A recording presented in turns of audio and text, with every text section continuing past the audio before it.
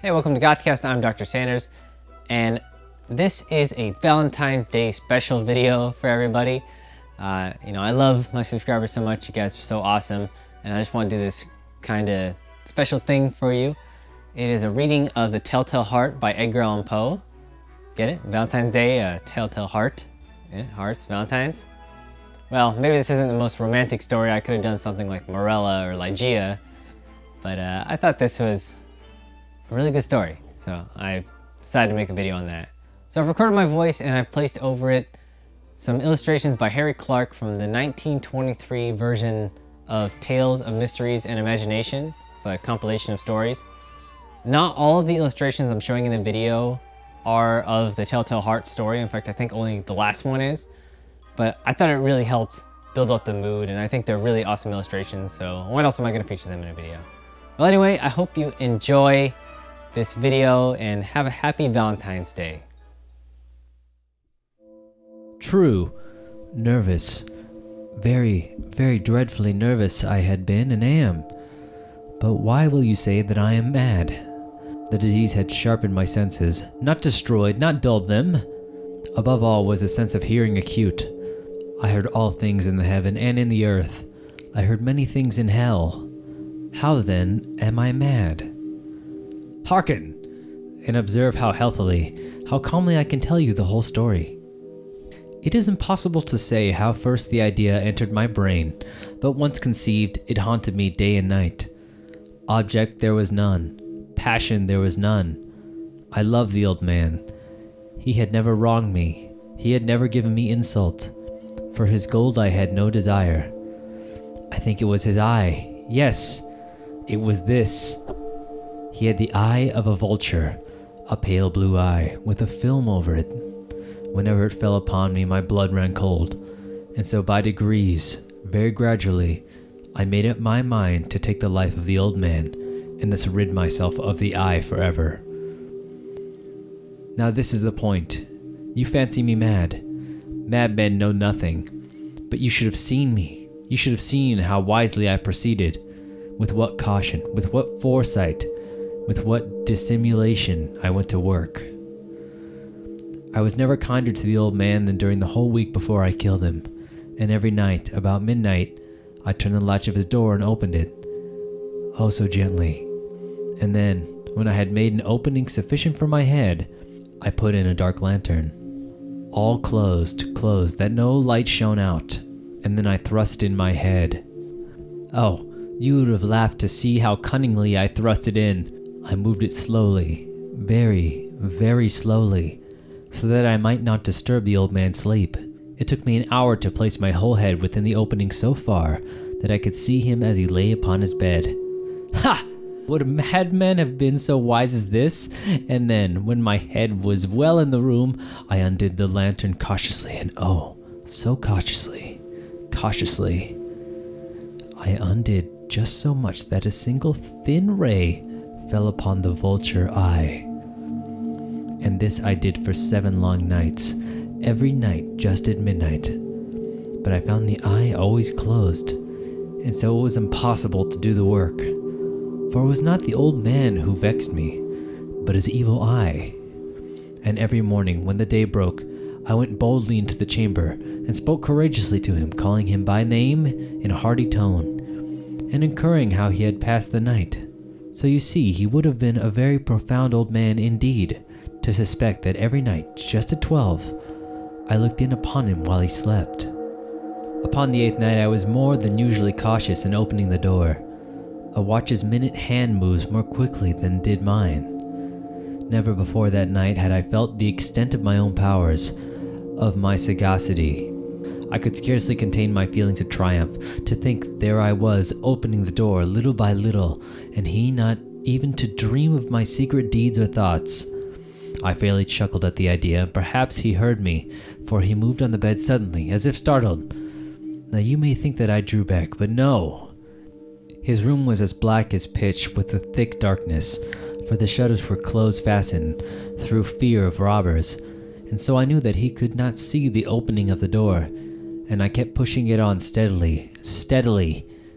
I had my head in and was about to open the lantern when my thumb slipped upon the tin fastening, and the old man sprang up in the bed crying out, "Who's there?" I kept quite still and said nothing. For a whole hour I did not move a muscle, and in the meantime I did not hear him lie down. He was still sitting up in the bed listening, just as I have done night after night, hearkening to the death watches in the wall. Presently I heard a slight groan, and I knew it was the groan of mortal terror. It was not a groan of pain or of grief. Oh no! It was the low, stifled sound that arises from the bottom of the soul when overcharged with awe. I knew the sound well.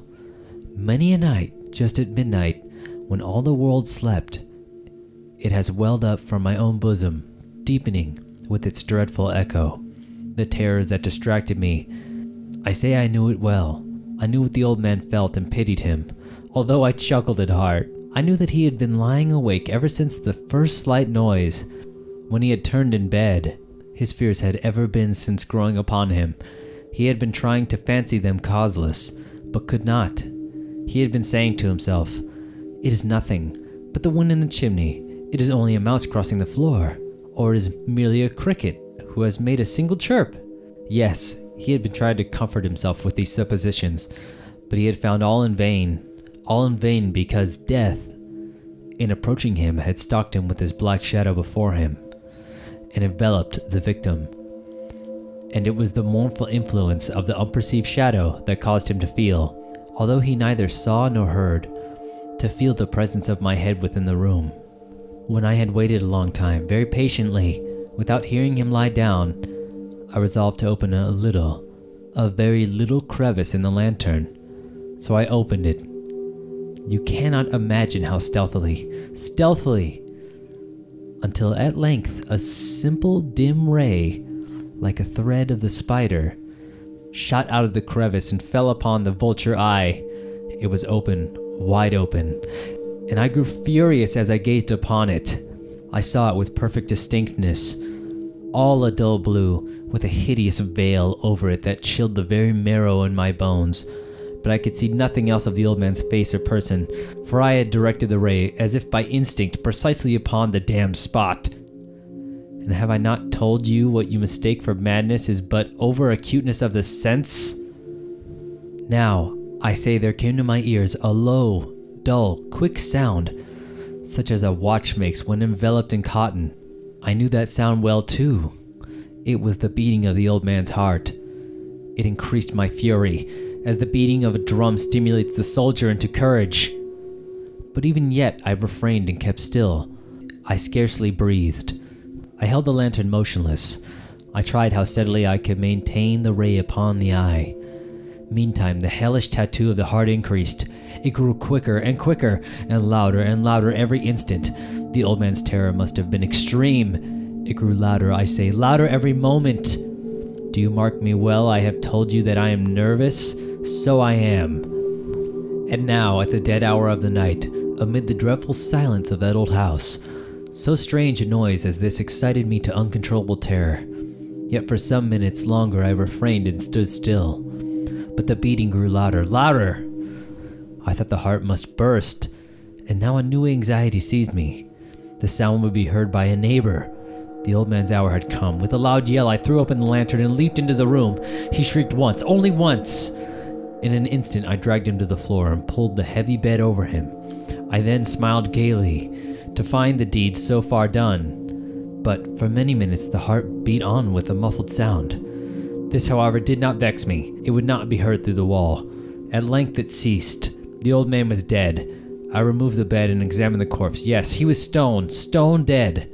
I placed my hand upon the heart and held it there many minutes. There was no pulsation. He was stone dead. His eye would trouble me no more. If still you think me mad, you will think so no longer when I describe the wise precautions I took for the concealment of the body.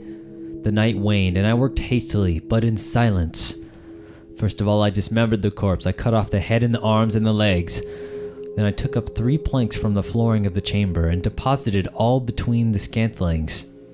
I then replaced the boards so cleverly, so cunningly, that no human eye, not even his, could have detected anything wrong. There was nothing to wash out, no stain of any kind, no blood spot, whatever. I'd been too wary for that. A tub had caught all. When I made an end to these labors, it was 4 o'clock, still dark as midnight. As the bell sounded the hour, there came a knocking at the street door. I went down to open it with light heart, for what had I now to fear? There entered 3 men who introduced themselves with perfect suavity as officers of the police. A shriek had been heard by a neighbor during the night. Suspicion of foul play had been aroused. Information had been lodged at the police office, and they had been deputed to search the premises. I smiled, for what had I to fear? I bade the gentleman welcome. The shriek, I said, was my own in a dream. The old man I mentioned was absent in the country. I took my visitors all over the house. I bade them search well. I led them at length to his chamber. I showed them his treasures, secure, undisturbed.